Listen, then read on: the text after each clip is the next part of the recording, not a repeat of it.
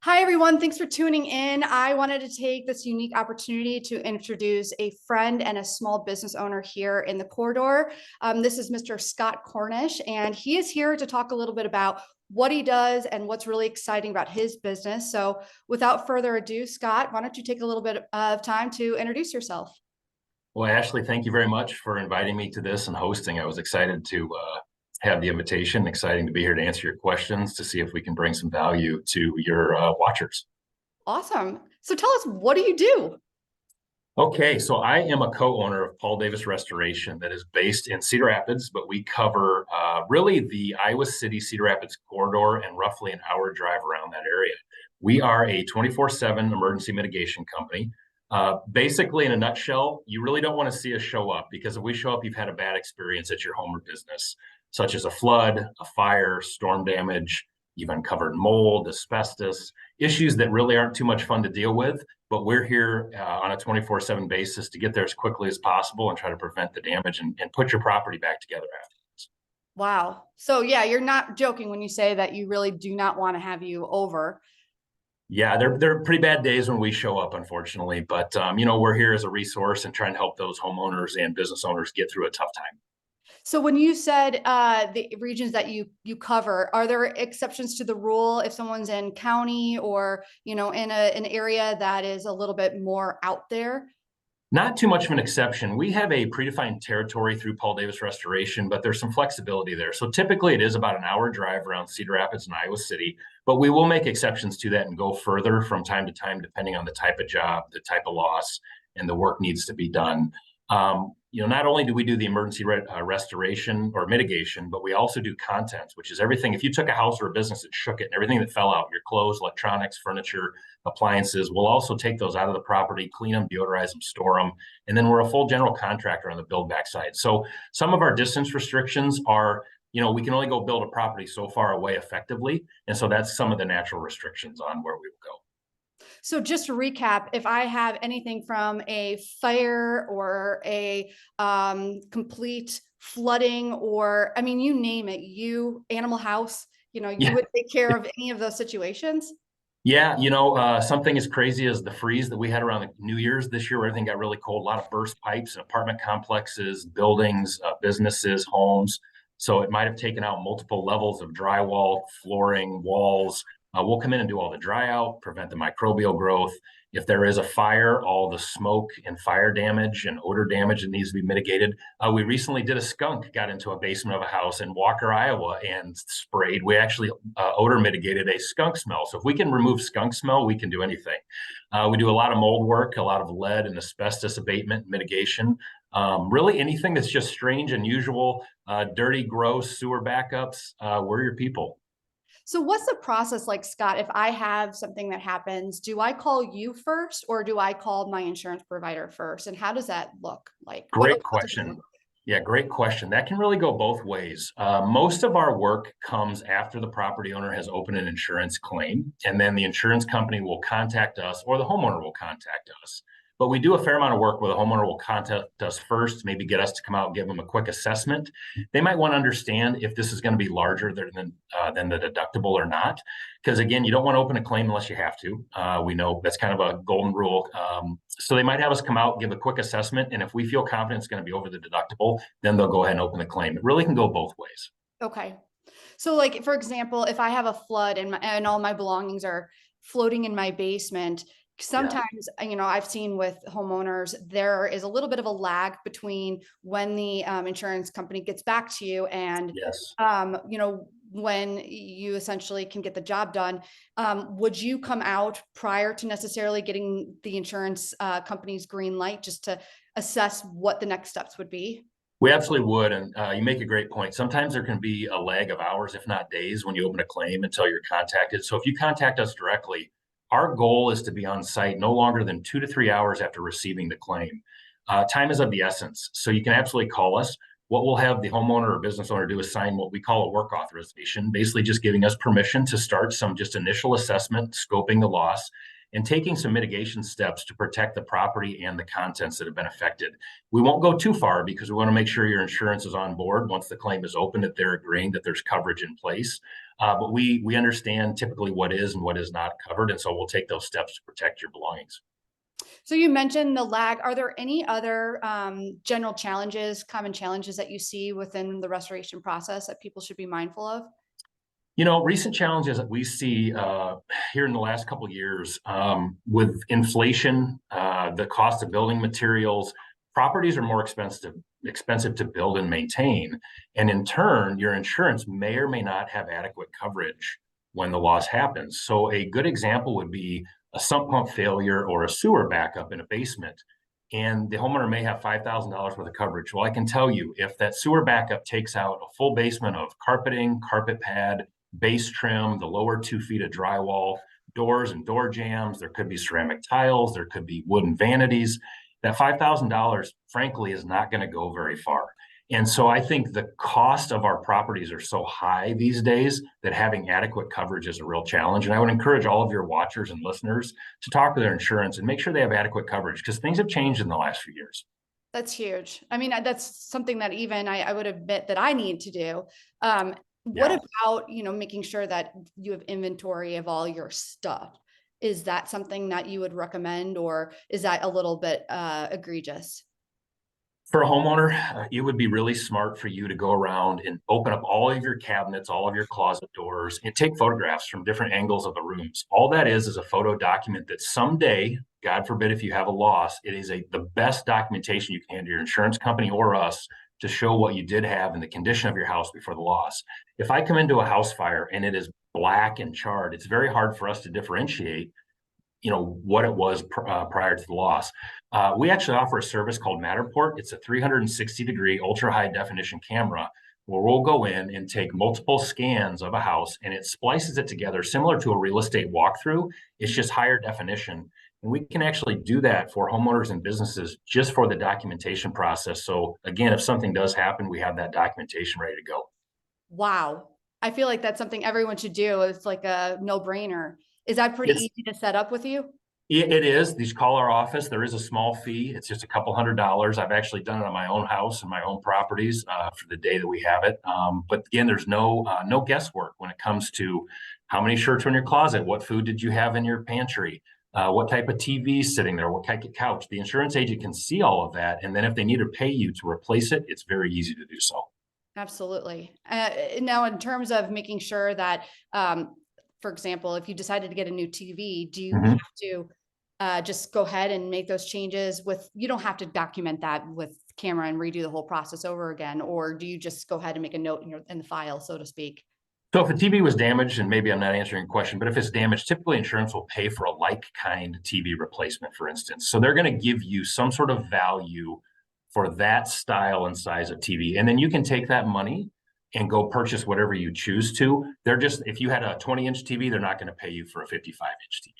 Sure. No, I totally understand that. I guess my question, I didn't ask it very well, was if I make some changes to my house and you've already done the Matterport, do I Oh, need to get a new Matterport done every time I make a change if they're I minor? don't think so. I think the Matterport's going to capture the core of your home and the core of your belongings. We all buy new clothes and new electronics from time to time, and insurance is going to work with you through some of those changes. So I think a Matterport, if you would do it once every 10 years, every 5 years, you're going to be ahead of 99% of the people that are out there. That's brilliant. The other question I have are, what trends are you seeing in the restoration industry overall? So some trends, a lot more technology. As technology's evolved and improved, we're using a lot more technology-based tools, such as the Matterport. Not only does the Matterport take the visuals, but it's actually using a LiDAR to take all of our measurements, all of your wall dimensions, ceiling heights. So that helps us get all the room dimensions. So when we build it back, we have all the measurements ready to go. We're using a lot of higher tech moisture tools and FLIR cameras to see really behind walls and into spaces that you can't visually see with your eyes, to really find out where did that moisture go? Because if moisture stays, what happens later? Microbial growth, AKA mold. Things start to smell, the drywall gets moldy. So tools to really find those wet spots or areas of concern to make sure that we dry them out and disinfect them appropriately. we're also seeing an influx of artificial intelligence coming into the insurance claim and restoration world. All of our estimates that we put together go through an artificial intelligence pre-scrubbing, and it looks for things that might have been missed that should be added, or it looks for things on the other side that were included in our estimate that frankly should not have been. And it's good for the homeowner and the insurance company because it really is guaranteeing that the work that is being done and the work that's being paid for is very valid and legitimate. Wow. So it's very comprehensive from what it sounds like from beginning to end. So you're with that homeowner from the minute that they call you with the meltdown of sorts Yeah. to the end when they're unveiling their new space, right? Yeah, some of these jobs are very quick. They might be 3 or 4 days if it's just a quick dry out of a small basement flood. But some of them could be a year plus if we have a significant home fire. And yes, we'll show up from the day of the loss, deal with a lot of the emotional distress that the homeowners are going through, help them through that, help them understand the initial steps to take.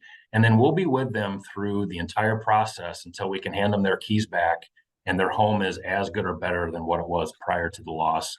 And so we really get to know our customers quite well. We meet them and their families. We know the struggles that they're going through. And our goal is really to get them out the backside to where they never know something actually happened to their home when they're back in. Wow. So I know for me personally, I always have this common misconception that I would have things restored and then you're left with the big blowers and then Yeah. you got to figure out a way to move them around the house. I know that's not true, but are there any other common misconceptions or just Yeah. rumors out there floating around that you'd like to clear up about restoration? Well, I'll kind of touch on what you just said. So a common misconception is the restoration company sets in a bunch of air fans or movers and then just walks away. And they drop 100 of them on you. Your house is like a tornado and you never see them again. And you don't know what's being billed.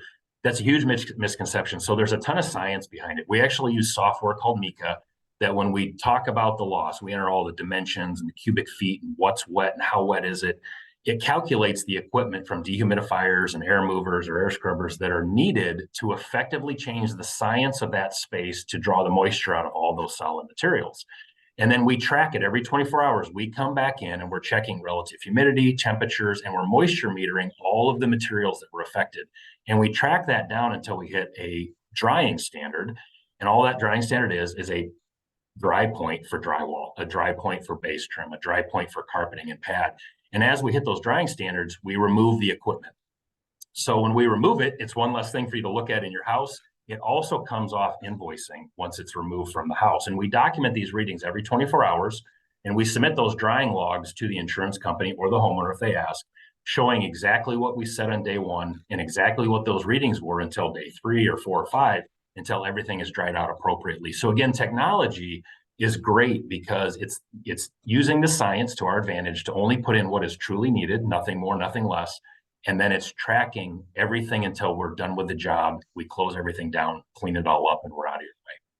Brilliant. So if you have Mr. Smith, for example, who comes in and he says, we're just going to have to remove all the carpet and all the drywall because we're going to have it everywhere, you essentially can debunk that notion and save that homeowner a lot of money if you test, whether or not it's absorbed a lot of moisture. That's We awesome. can, we absolutely can. We have the science behind it. We're all certified in numerous things in the industry according to the IICRC protocols. That's the governing body around restoration. And we can determine if a material can be saved instead of demolished and replaced. It's a huge cost saving. So we look at the type of water. Is it clean water? Is it somewhat contaminated or highly contaminated? We look at how wet it is and how long it has sat wet. Those are all factors that'll help us determine if we can save that carpeting or not, or the base trim or not. And our goal is to mitigate and keep things in place before demolishing it, because then you have to pay for the putback. And if we can avoid the putback, the rebuild, that's a huge cost savings. Plus, it's a huge reduction in hassle to the homeowner of the time frame on what that's going to take. So aside from making sure that we have inventory of our homes, are there any things that regular homeowners like myself can do to build a relationship with you, to be prepared, so to speak, before they're we talked about insurance, review your insurance policy, talk to your agent, make sure you have adequate coverage. We talked about, the Matterport and pictures. Another step is simply just continually maintain your property. sometimes deferred maintenance can really lead to bigger problems down the road. You may think you have a very, very small drip under a cabinet in a drain P-trap.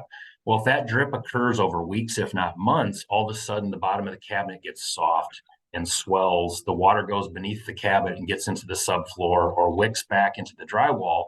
And all of a sudden you have a mold bloom and you're starting to notice respiratory issues, and you've got a wall that's now showing mold spotting. So those really small issues can turn into really large issues quite quickly.